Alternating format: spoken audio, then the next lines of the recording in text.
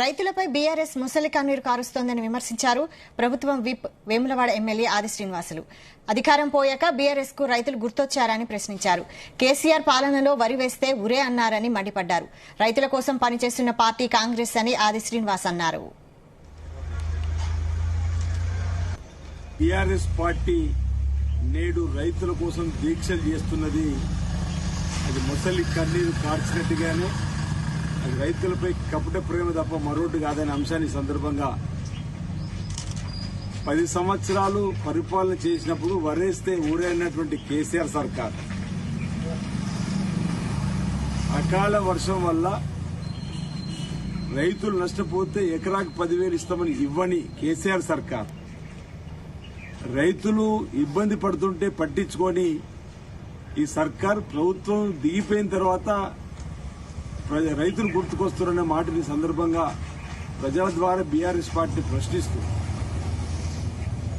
ప్రభుత్వం అధికారంలోకి వచ్చిన తర్వాత రైతులకు మేలు చేసేటువంటి కార్యక్రమాలు అనేకం అమలు చేస్తూ ఈ ప్రభుత్వానికి 5 సంవత్సరాలకు అవకాశం ఇచ్చిన తరుణంలో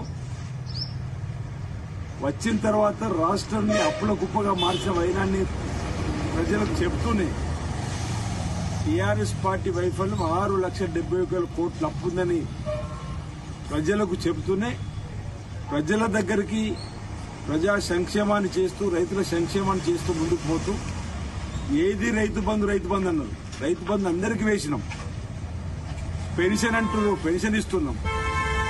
జీతాలను కూడా మొదటి రోజే ఇచ్చేటువంటి కార్యక్రమాన్ని కూడా చేస్తూ ముందుకు పోతున్నటువంటి రేవంత్ రెడ్డి గారి సర్కారు మొన్నటి ఎన్నికల్లో 3వ స్థానానికి పరిమితం అవుతున్న బీఆర్ఎస్ పార్టీ నిన్నటి రోజు మా ముఖ్యమంత్రి ఏదో మాట్లాడినని చెప్పి అనేటువంటి ఆలోచనతో ముందుకు పోతున్నటువంటి సందర్భం.